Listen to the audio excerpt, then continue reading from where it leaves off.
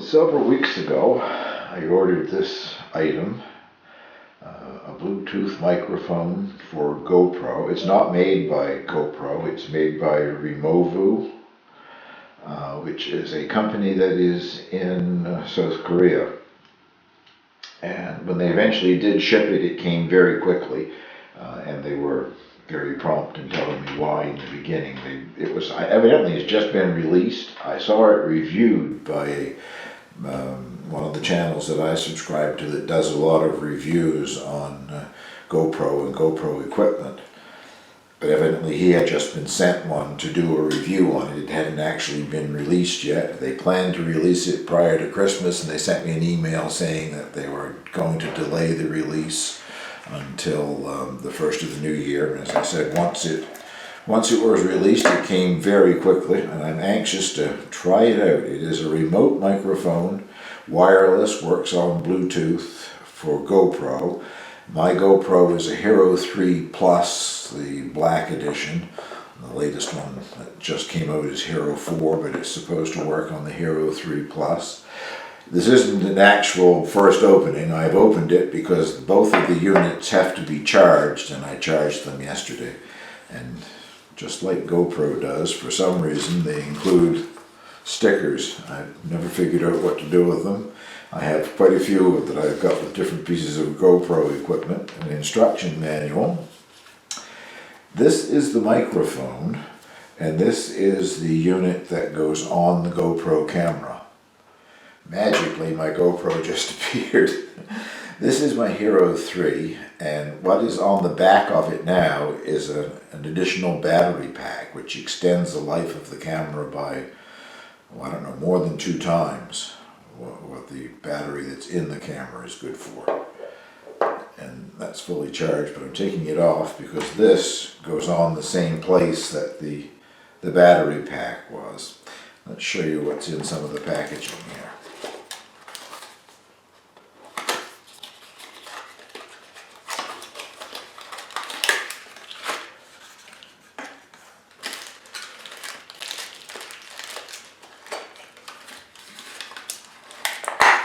That's the microphone in its waterproof housing.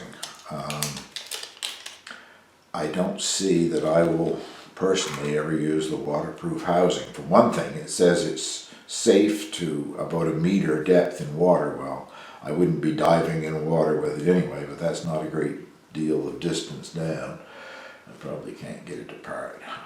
It was quite a job getting it apart last night, so I won't bother. I'll do that part off camera, but that's the microphone in its waterproof housing. And it comes with a windsock, which stretches to cover the entire microphone when it's out of its housing, obviously. And this is a clip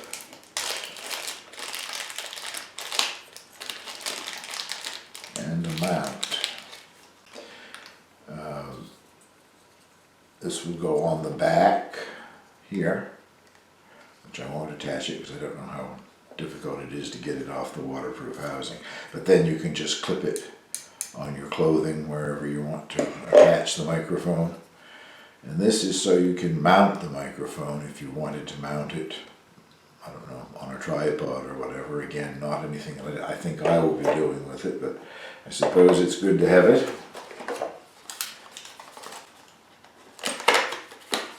These, as I say, they've both been charged, and they charge quite quickly. Neither one of them was in the charger for an hour, less than an hour to charge each one of them. And this comes with the USB cable for attaching it to your computer, or a USB outlet, whatever, for charging it.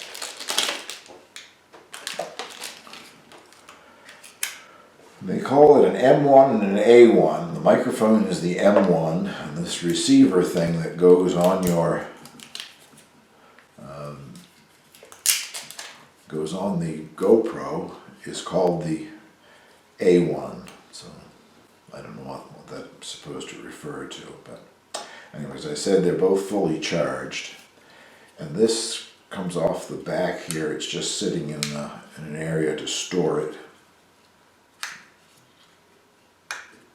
This is what attaches, or not attaches, but this is what connects the remote unit to your GoPro. So we'll attempt to install it on a GoPro. It installs the same way that this battery came off. Whoa.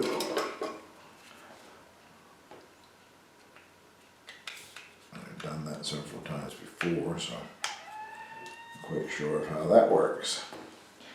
And then you remove the little cover that covers the, well, when you're charging your GoPro, USB port, the cable goes in there.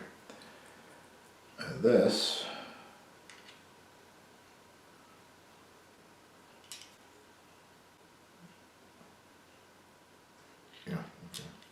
just making sure I have these little things lined up properly.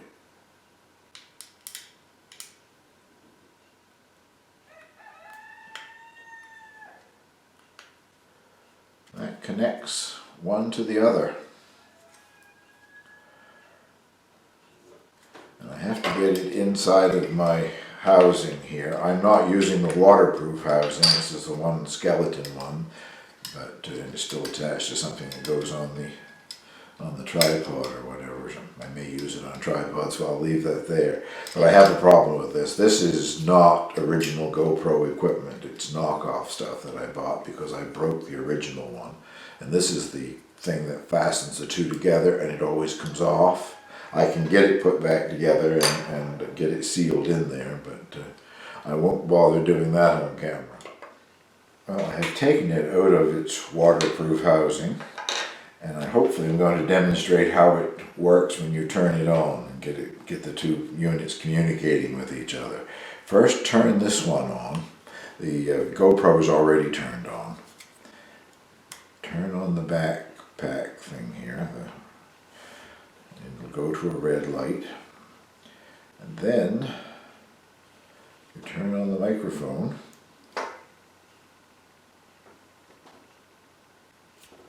And that's gone to a red flashing light. And when they both go blue like that, that means they have communicated, and they are now communicating back and forth. They have connected. The microphone is hooked up and communicating with the GoPro. So I have it in the skeleton housing, and I haven't actually started to use it yet. And I've put the clip on the microphone, and I have got the windsock on it because I plan to do some of this recording outside.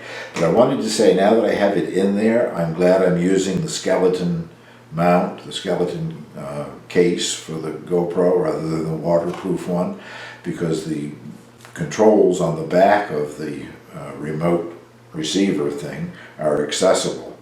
So I don't have to take anything out of the case in order to get everything turned on. The camera turns on with this button, and I can turn these on back here.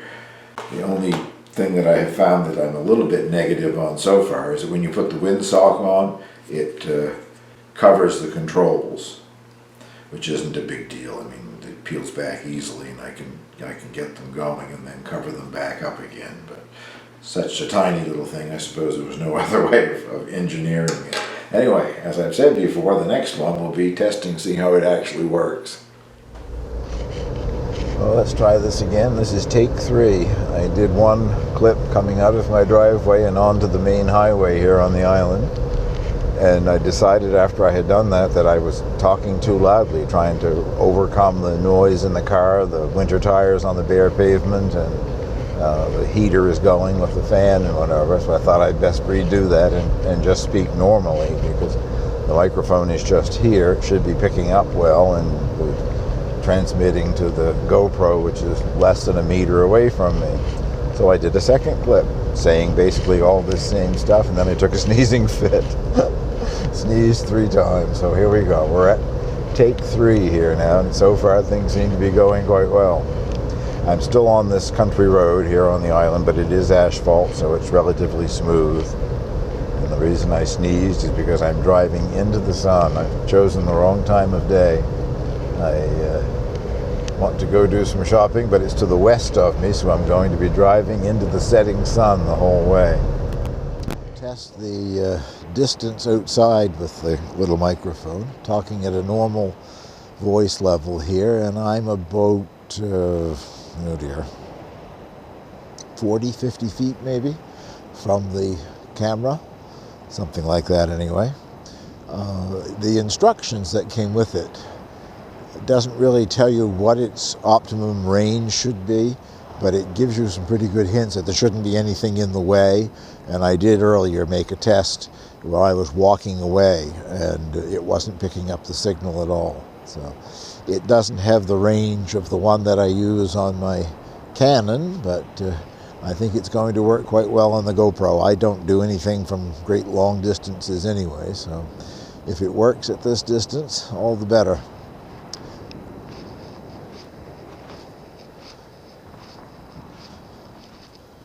And this is about halfway back to the camera, so I don't know if that makes any difference in the reception or not, but we'll know when we play this back. Well, I guess that concludes our little test of the microphone that works with the GoPro. I'm so glad to have one that works with GoPro. That eliminates one of my two pet peeves for the GoPro camera, if I can get it out of me. The other one being it does not have a zoom capability. Such a small little unit, but nevertheless it can be controlled remotely with your iPad or whatever. I would think it would at least have a digital zoom capability, but it doesn't. Perhaps that's one of the improvements they'll make with a future version, but I'm so glad to have something that'll give me decent sound. Unless I'm standing 3 or 4 feet from the camera, I'm never satisfied with the quality of the sound. I have to manipulate it when I'm editing to get it up to high enough so that it can be heard. So with this little microphone, I will be able to have better quality sound anyway. I hope you got something out of this little review, and thank you for watching.